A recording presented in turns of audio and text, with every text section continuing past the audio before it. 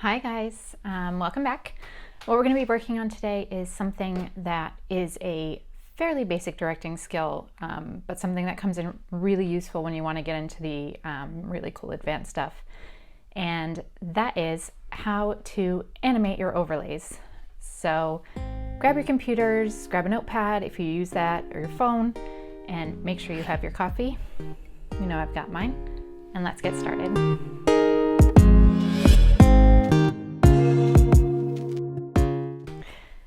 Okay, so for this video, I'm going to be off to the side a little bit, just because I'm going to have a lot of stuff popping up here. For this one, we're going to be using this episode background, which is the exterior of the cafe. So they say you don't know it's a cafe. There's no signage or anything on it, which means that we're also going to be using an overlay to go with it that I made from an image that I got off of rawpixel.com, which I do pay for, so I own the license to these pictures that I use. So what we're going to start with is we're going to start with a very basic how to put an overlay into your scene. There are two ways you can do this. This first way is the way that I use all the time, now that I know that you can do this, and that is to add it right to the line with the background. The other way that you can do this is to create the overlay within the scene, and you do that right underneath. Make sure you put and overlay and then the name of the overlay and each step along the way so that it doesn't pop into place and adjust itself while on screen. You don't want that.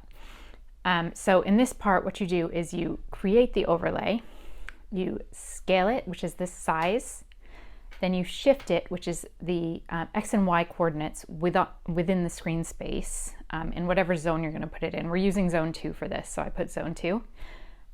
You move it to the specific layer you want it at. We wanted it 0 for this, and we change the opacity to 1, which means that you'll be able to see it. If it's 0, it'll be invisible. So now what we're going to do is just slide that around so you can see the full coordinates within the screen. This is a phone screen. So the full episode screen is 320 wide and 570 high, and that's from the bottom left-hand corner of the overlay. So that is the coordinate that you're going to see in the bottom of your phone screen, or if you use the portal, it'll be in the box underneath the previewer. So now what we're going to do is we're going to shrink that overlay down to size, and we're going to actually place it in the correct spot so we know where we're putting it, so we can put those X and Y coordinates and the scale into the portal.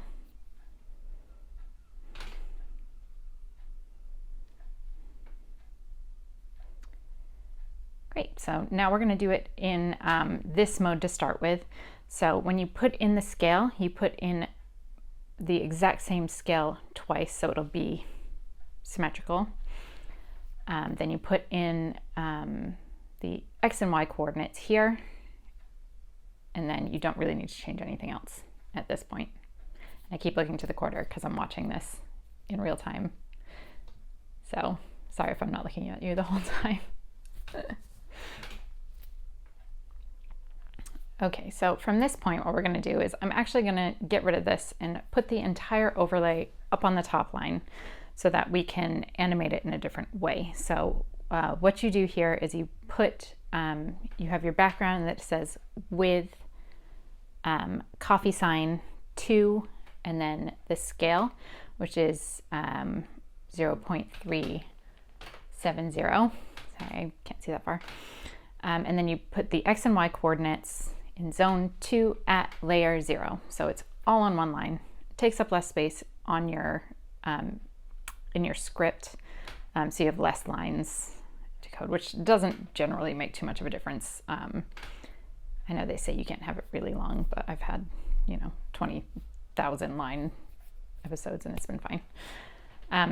So what we're going to do here is I'm going to show you how you can actually flip your overlay. So you can either flip your overlay so that it's backwards, and you can also flip it so it's upside down.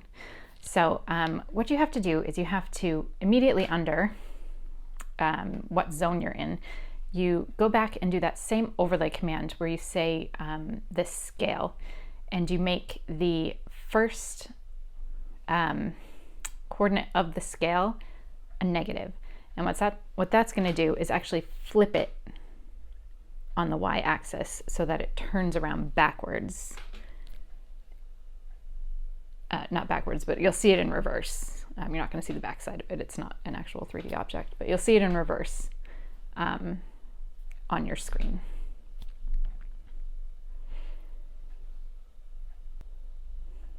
And here you go. So you can see that the sign has flipped around. That's also moved it more towards the center of the screen. So you will have to replace it if you do this and then put it in the correct position. I found this most useful when I am using a wheelchair in a scene. I have one wheelchair that I use consistently throughout all of my stories, and I don't want the person in the wheelchair to have to face in the same direction all the time. So I'll flip that wheelchair back and forth so that they can sit in different directions, or you know, move in different directions, either move right to left or left to right. So it's not always, you know, left to right every single time, because that's the only way you can get the overlay in.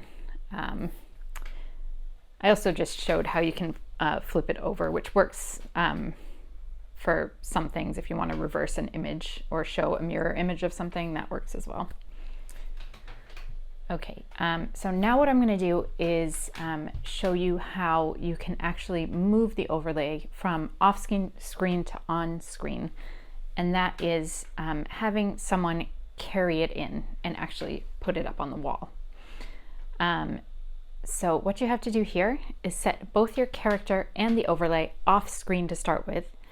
I always start my character at -100.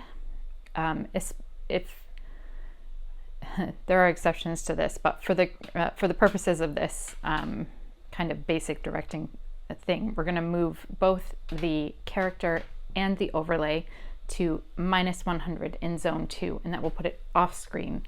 It actually puts him into zone 1, but that's not really that important for the purposes of this tutorial. So once we have our character off screen and our overlay off screen, what we do is we walk the character in to position. I usually do them to about center, and move the overlay to the position where you want it to start with, just so you can see how they move together.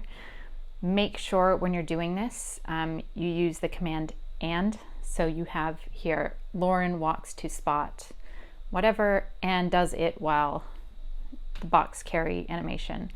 Then you do and overlay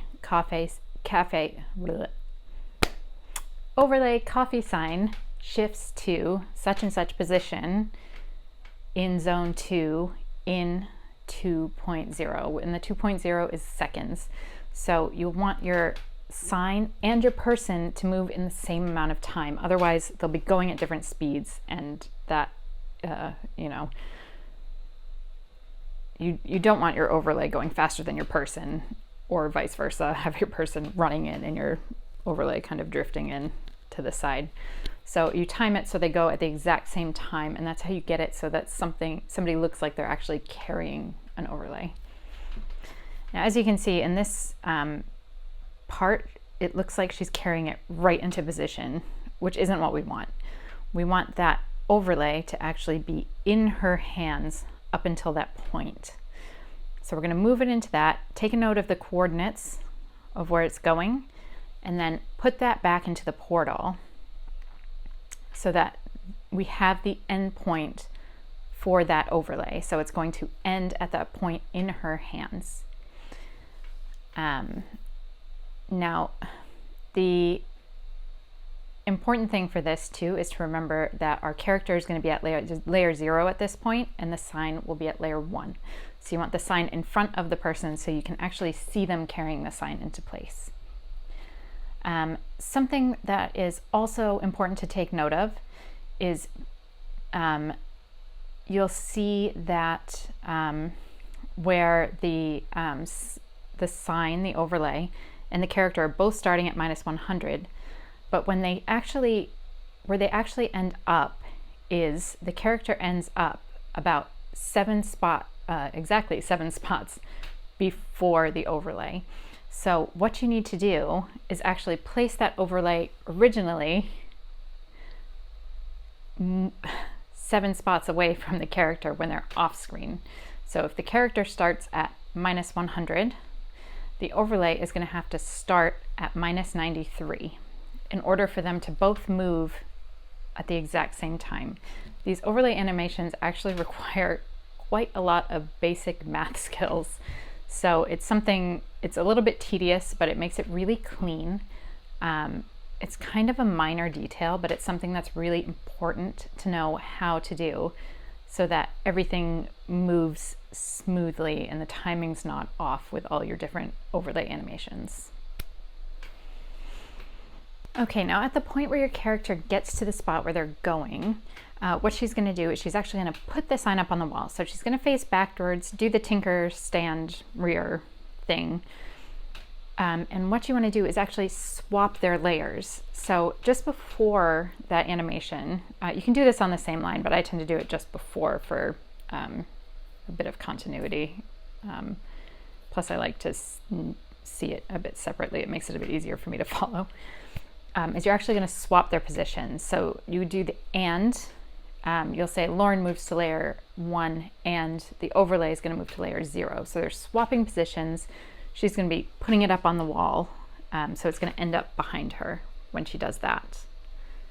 And after that, you can shift the overlay into place. So you're going to change their coordinates again to actually get it into place. Do that in a second so it's not just slapping up on the wall or jumping up onto the wall. You want a little bit of time for it to do that. So she's actually moving it over and placing it on the wall. So here she comes walking in. Then she turns around and places the sign on the wall. And the speech bubble pops up in her face because I haven't figured out to move it again. But you can see that now it's in the right spot. It's actually behind the character now. And that's exactly where we want it. Now, the next thing we're going to talk about is how to rotate overlays, which is a bit more complicated. If you have a symmetrical overlay, it's very simple. Every overlay has points. Bottom left is 0.0, center is 0.5, 0.5, and the top right-hand corner is 1, 1. And it's the same for the opposite corners. So you have these X and Y coordinates for every point on your overlay. And this is where your anchor point is when you want to do a rotation for your overlay. So if you want to spin it in the center, what you have to type in is overlay coffee sign rotates 360, so it'll do a full rotation. Anchor point 0.5, 0.5 in 3.0 seconds. So it'll be a nice slow rotation so you can watch that entire thing. And there it goes. Nice little rotating sign right in the center. Now if you want to change that and you want to rotate it from a corner, you can do. So right now what we'll do is rotate it from the bottom left corner like that. And now I'll change it so it rotates from the top right corner. And as you can see when we do this, the overlay jumps to a different position. So this is something that you'll also have to adjust when you're doing your rotations. If you're just rotating something like a tire on a car, that can just be right in the center. Make sure that your overlays are symmetrical in order to do that. Otherwise, they will bounce around a little bit. So this works really well with symmetrical overlays, but not necessarily ones that aren't. Okay, now what we're going to work with is actually making the overlay bigger. So again, when you enlarge an overlay, it enlarges from the bottom left-hand corner up. So if you want it to stay right in the center, this is a magical growing sign apparently, you actually have to shift it down so that it comes back to the center point. So in order to do this within the platform, you have to both change the scale and shift the coordinates at the exact same time so it gets bigger and stays in the same position instead of getting bigger and going in front of the character's face. This works particularly well if you have someone blowing a bubble with gum. I've used that a few times, but It can work for other things too, and that's if you want to keep it in the same spot, obviously. So if you want someone to blow a bubble, you want them to blow it and have it stay in the same spot, not blow and shift up so it's coming out of their eye or something. You want it to come out of their mouth the whole time. And this is how you would go about doing that. Now, if you wanted to add a rotation to that, you can do. You can just add it onto the end of that sequence. So after it scales bigger and also shifts, you can rotate it as well. At this point, it will move again. This is where it becomes a bit more complicated. So you end up having to shift things all over again. It gets a bit tedious if you're trying to do something specific, but again, it takes a lot of just kind of playing around with the animations on the platform and learning how to do it that way. But this is kind of the basis of all the really cool things that you can do in the episode platform. There are other functions that you can do with overlays. The ease in out functions are something that I'll link to down in the description, but it's something that I've never used because I just don't find them very useful. They're not as easy to control, so I don't like it as much. I can see how they would be good for something like if you have maybe an underwater scene where you have fish kind of floating around in the background and you can just let them go and it doesn't really matter too much where they go. I find them a lot harder to control, so I don't really use them. But I like to kind of place everything in its spot, very type A like that. I hope you like this video. I hope you found it helpful. Sorry it was a lot of FaceTime with me. Next time will probably be less. If you have any questions, feel free to leave them in the comments below. If you like this video, please hit the like button and make sure you subscribe so you get more videos coming at you. I have one coming out every week. If there's anything else you'd like to learn, you can hit me up over on my Instagram page, which is @LHEpisode, or on my Facebook page, which is Lauren on Episode, just like this. Thanks for watching. Bye.